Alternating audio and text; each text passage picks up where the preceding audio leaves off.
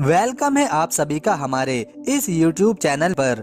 दोस्तों, आज हम बात करेंगे साउथ ईस्ट एशिया में बसे एक सुंदर देश फिलीपींस के बारे में। और इस देश के बारे में ऐसे अमेजिंग फैक्ट्स जानेंगे जो सच में अद्भुत हैं। और इसी के साथ हम ये भी जानेंगे कि आज फिलीपींस इतना ज्यादा बदनाम क्यों हो गया है। और अगर आप इस देश में घूमने के लिए जाना चाहते हैं तो यहाँ जाने पर कितना खर्चा होगा और कैसे इस देश का हम आसानी से वीजा ले सकते हैं। फिलीपींस को किलर गर्ल्स की भूमि भी क्यों कहा जाता है, आज के इस वीडियो में हम इन्हीं विषयों पर बात करेंगे।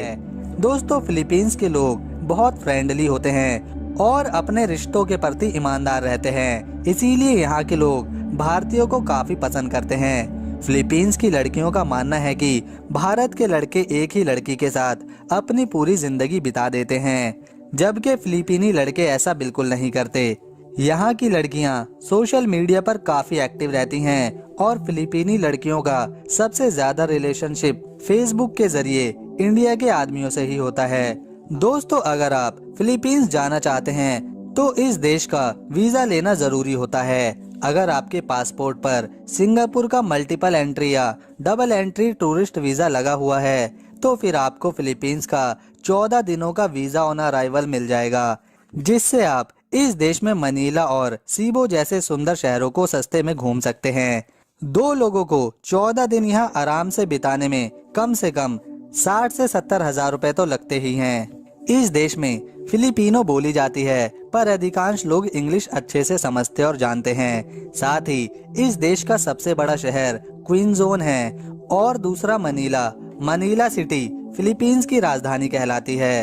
एक समय पर यहाँ सभी लोग हिंदू और बौद्ध धर्म को मानते थे, लेकिन समय समय पर इस देश में अलग अलग राजाओं ने शासन किया, जिसकी वजह से यहाँ की बड़ी आबादी हिंदू और बौद्ध धर्म से लुप्त हो गई। साथ ही क्रिश्चियन लोगों की गिनती बढ़ती चली गई और आज इस देश में लगभग 92% लोग क्रिश्चियन हैं, 6% मुस्लिम और 2% में अन्य धर्मों के मानने वाले हैं।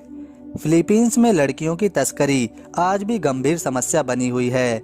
दोस्तों, ये देश सस्ता होने के कारण लोग यहाँ कम पैसों में अय्याशी करने आते हैं। जैसे थाईलैंड पूरी दुनिया में सेक्स टूरिज्म के लिए फेमस है, वैसे ही फिलीपींस को भी सेक्स टूरिज्म के लिए जाना जाता है। एक रिपोर्ट के मुताबिक फिलीपींस में 15 से 30 साल की लड़कियां और महिलाएं, जिनकी संख्या तकरीबन 5 लाख से भी ज्यादा है, ऐसी हैं जो इस काले धंधे से जुड़ी हुई हैं। दोस्तों, फिलीपींस में 700 से लेकर 2000 रुपए में शानदार होटल मिलता है।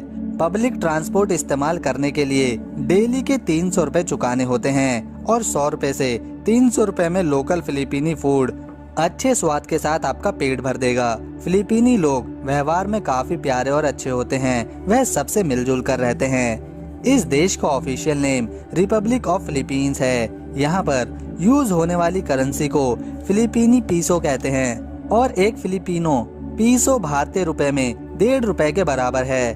द फिलिपियन ईगल यहाँ का राष्ट्रीय पक्षी है। वाटर बफेलो क्राबाओ कहते हैं, इस देश का राष्ट्रीय पशु है। चमेली का फूल नेशनल फ्लावर है, जिसे इस देश के झंडे पर भी देखा जा सकता है।